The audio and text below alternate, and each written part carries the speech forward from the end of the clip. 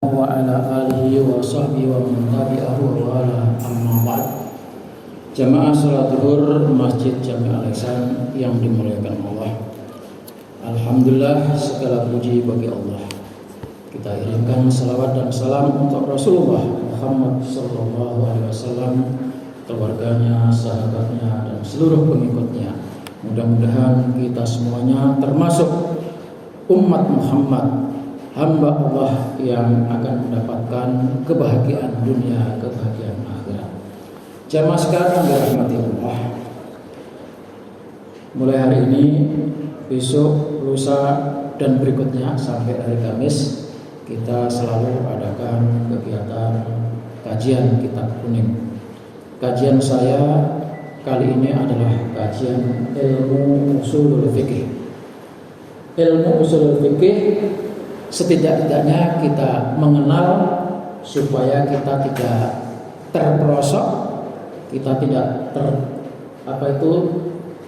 terpeleset dan juga tidak mudah mengambil kesimpulan, apalagi hanya sekedar mendengarkan ceramah sepotong-sepotong. Ini pentingnya supaya kita memahami hukum Allah Subhanahu wa taala. Jemaah sekalian dirahmati Allah, sebelum kita masuk kepada ilmu usulul fikih, ada beberapa hal yang ingin saya sampaikan. Pertama, sering kita mendengar ada orang menyatakan kita harus kembali kepada Al-Quran dan Al-Hadis. Ini pernyataan ini sangat bagus, sangat tepat, sangat cocok. Tetapi Bapak dan Saudara sekalian, setelah mendengar kalimat itu, lalu ikuti pernyataan-pernyataan berikutnya, ikuti kajian-kajian berikutnya. Karena orang yang menyatakan kita harus kembali kepada Al-Quran dan Al-Hadis, itu ternyata yang dimaksudkan adalah Al-Quran menurut paham mereka.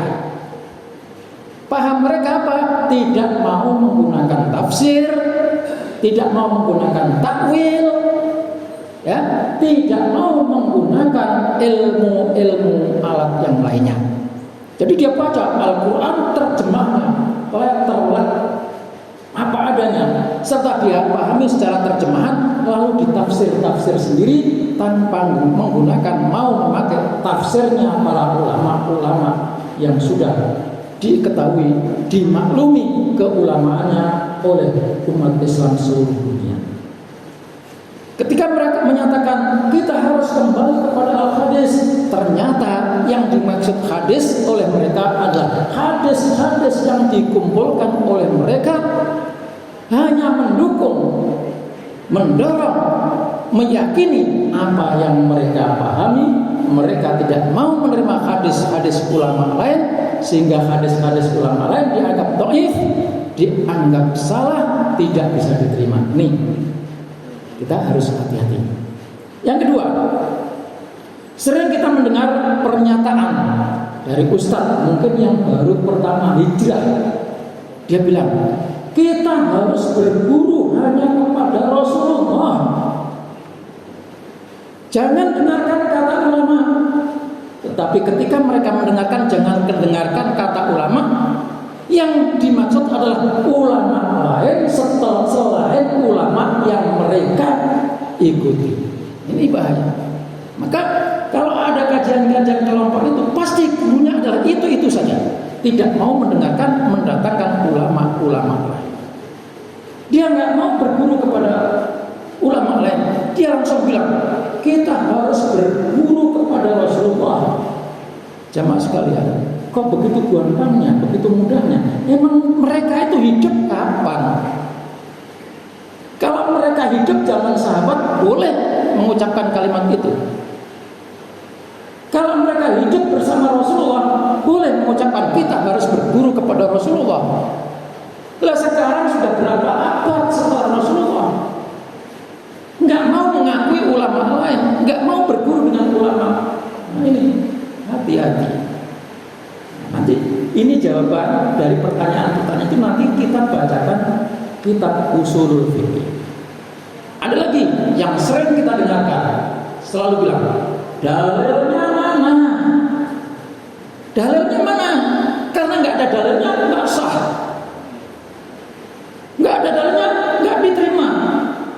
Nah, padahal dalil itu Bapak dan Saudara sekalian begitu banyak ditulis oleh para ulama. Cuma masalahnya mereka nggak mau membaca dan mereka hanya disuguhi Al-Quran terjemah dan hadis-hadis yang dikumpulkan oleh mereka.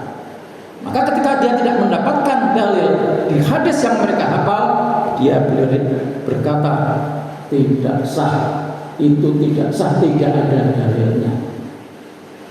Bagaimana kita menjawab? Nanti kita belajar ilmu usul fikih.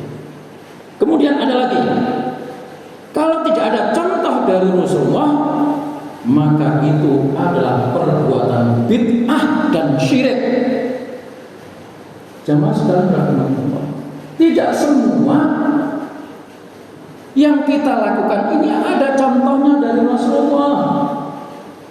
Bagaimana kita bisa mengikuti Rasulullah zaman dulu? Sekarang zaman modern, kalau selalu bilang tidak ada contoh dari Rasulullah, maka hukumnya bid'ah. Ngaji pakai mikrofon bid'ah, karena zaman Rasulullah nggak ada speaker. Lihat jam, nggak ada zaman Rasulullah. Ini yang model-model begini, Bapak dan Saudara sekalian, kita harus cermat, kita harus cerdik. Jangan selalu sedikit-sedikit tidak ada di zaman Rasulullah, tidak dilakukan oleh Rasulullah, maka bid'ah dan syirik. Padahal jamaah sekalian yang dirahmati Allah, tidak semua yang dilakukan oleh Rasulullah SAW itu kita ikuti. Tidak harus. Ada yang dilakukan oleh Rasulullah dan kita tidak boleh mengikutinya. Ada yang dilakukan oleh Rasulullah dan tidak dilakukan oleh Rasulullah. Ada, itu dalilnya. Maka kalau tanya terjebak pada slogan-slogan, kalau tidak ada dalilnya dari Rasulullah, maka itu perbuatan bid'ah dan syirik. Yang terakhir, mereka ini selalu mengatakan kita harus berhukum dengan syariah, label syariah. Kalau tidak ada syariahnya, kafir. Maka segala macam dilabeli dengan syariah. Untuk apa? Untuk menarik orang-orang yang baru paham, baru masuk Islam, baru semangatnya memeluk Islam, sehingga semuanya syariah, sampai rumah syariah. Ya. Akhirnya apa? Ketipu. Rumah syariah dengan janji DP tidak ada, ketipu. Nah ini jangan sekali. Jadi tidak semuanya hukum yang kita lakukan dibenarkan di dalam Islam itu selalu berlabel syariah. Kenapa? Karena kita ini di Indonesia bahasanya bukan bahasa Arab, maka yang dipakai adalah substansinya. Boleh jadi tidak menggunakan kalimat syariah, tidak menggunakan kata syariah, tetapi substansinya itu adalah ajaran Islam dan tidak bertentangan dengan syariat Islam. Itu sebabnya di negeri ini, Indonesia ini, banyak budaya-budaya, tradisi-tradisi yang wajib kita lestarikan walaupun tidak berlabel syariah.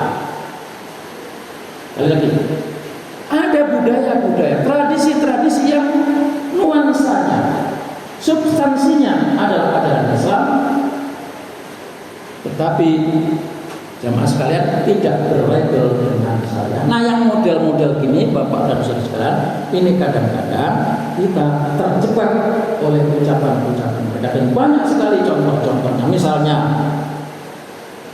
acara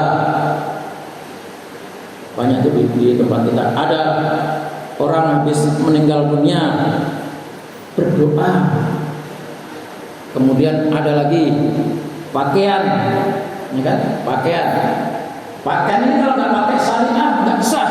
Batik misalnya, itu ada yang mengatakan batik itu supaya sah menjadi diakui sebagai Islam, kasih label syariah, akhirnya batik syariah. Nah ini jamaah sekalian yang saya hormati, jadi kita jangan hanya terpaku pada label, tetapi substansi kita pahami bahwa sesungguhnya banyak nilai-nilai Islam yang tidak berlabel Islam, tapi nuansanya, maknanya, kandungannya adalah mengembangkan dan menjunjung, meneruskan Islam supaya damai di negeri ini. Demikian, kurang lebihnya maaf. Wassalamualaikum warahmatullahi wabarakatuh.